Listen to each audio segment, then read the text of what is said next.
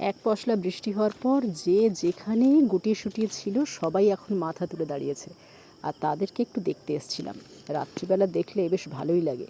এদের রঙটা রাত্রিবেলা অন্ধকারের মাঝে বেশ ভালোই ফুটে ওঠে। আমি দেখতে এসছি, আর সঙ্গে সঙ্গে টাইগারের তো আসা চাই চাই, সেই জন্য সেও ব্যাটা পেছনে পেছনে এসছে এদের সৌন্দর্য দেখতে।